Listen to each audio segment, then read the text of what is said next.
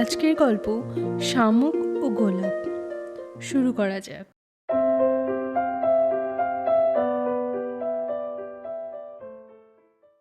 সে এক বিশাল আর সুন্দর বাগান। কত শত ফুল সেখানে গুনেও শেষ করা যাবে না। কোথাও ফুটছে দলে দলে রজনীগন্ধা, কোথাও বা চন্দ্রমল্লিকার ঝোপ, কোথাও বা হাসুনহানার একটা ঝাড়।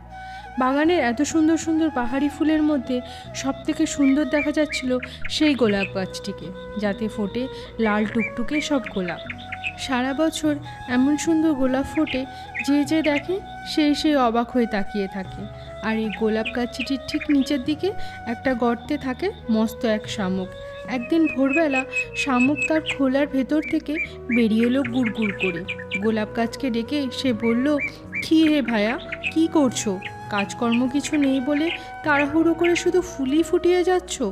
ভালো কাজ করতে চাও তো আমার মতো আস্তে আস্তে কাজ করতে শেখো। আমি পৃথিবীতে যত বড় কাজ করে যাব, তেমন কাজ কি তুমি কখনো করতে পারবে? গোলাপ গাছ মাথা নুয়ে সম্মান জানালো শামুককে। গোলাপ বলল, সে তো বটেই, আপনি কত বয়োজ্যেষ্ঠা, কত জানেন। আপনার কাছ থেকে তো আমরা এমন কাজই আশা করি। তা কবে সেই বড় কাজটি করবেন? কবে কখন হবে তাও তো ভাববার দরকার কি? তোমার যত তাড়াহুড়ো, সেই জন্য তুমি কোনো বড় কাজ করতে পারো না। এই কথা বলতে বলতে শামুক তার কালো রঙের শক্ত খোলার ভেতরে ঢুকে পড়ল। সারা বছর সে কোনো কাজই করলো না, কেবল গোলাপ গাছের নিচে এক জায়গায় ঘুমিয়ে কাটালো। নতুন বছর হইল, নতুন বছরের ভোরে শামুক আবার বেরোলো তার সেই শক্ত কালো রঙের খোলার ভেতর থেকে, এবং গোলাপ গাছকে ডেকে জানতে চাইল, কি হে গোলাপ, বুড়ো হতে চললে যে? সারা বছর জুড়ে ফুল ফুটিয়ে ফুটিয়ে নিজের যেটুকু ক্ষমতা ছিল তা তো শেষ করেই দিলে, কিন্তু লাভ কি হলো তাতে? আমার দিকে তাকিয়ে দেখো দেখি, এই এক বছর ধরে ঘুমিয়ে ঘুমিয়ে নিজের কত উন্নতি করলাম।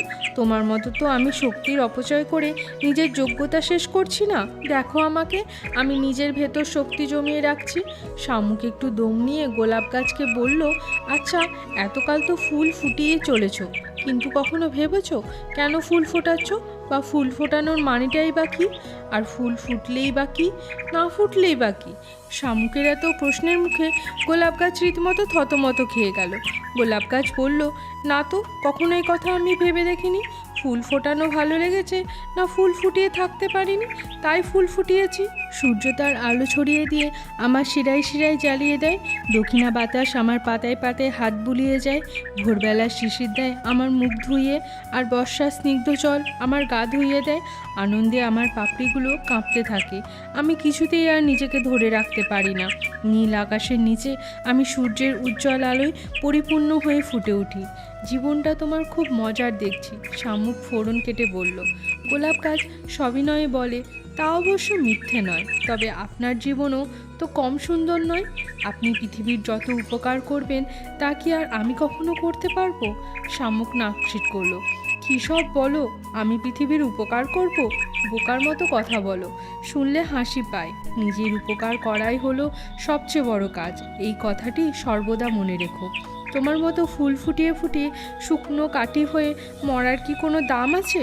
গোলাপ গাছের দিকে কটমট করে তাকাতে তাকাতে শামুক রেগে নিজের খোলার ভিতর ঢুকে ঘুমোতে লাগলো। গোলাপ গাছ নিঃশ্বাস ফেলে বলল, আমি ওর কথা কিছুই বুঝতে পারি না। বাবা, কীরকম গুটিসুটি মেরে ঢুকে গেল খোলের ভেতর, বাইরে ওর কোনো নাম নিশানাই রইল না। আমি তবে ওই রকম করে কিছুতেই নিজেকে গুটিয়ে ফেলতে পারবো না। ফুল ফুটিয়ে গন্ধ বিলিয়ে আমি রোগা হয়ে যাই দিন দিন, তা সত্যি, কিন্তু ছোটরা যখন খেলতে আসে আনন্দে আমার দিকে তাকিয়ে হাততালি দেয়, পথিকেরা পথ চলতে চলতে থেমে যায়, অবাক হয়ে তাকিয়ে থাকে আমার দিকে, তখন আমার কী যে ভালো লাগে। এই ভালো লাগার মানে কি আর শামুক বুঝবে? শামুক কিন্তু গোলাপ গাছের এসব কথা শুনতেই পেল না, কেননা সে তার নাক ডাকিয়ে ঘুমোচ্ছে। এমনি করেই কেটে গেল অনেক বছর। গোলাপ গাছ কত ফুল ফোটালো, ছড়ালো মাতাল করা সুগন্ধ, আনন্দ জোগালো সকলের মনে। তারপর একদিন মারা গেল। যতদিন তারা বেঁচে ছিল, যখনই দেখা হতো তার শামুকের সাথে, তখনই শামুক কর্মপদ্ধতি, মহতি কাজ এবং মহত্ব সম্পর্কে বক্তৃতা দিত। শেষে ক্লান্ত হয়ে আবার নিজের খোলার ভেতর ঢুকে যেত। গোলাপ গাছ কখনোই বুঝতে পারেনি কার জীবন সুন্দর, তার না শামুকের। বন্ধুরা, তোমরাই বলো, কার জীবন বেশি সুন্দর?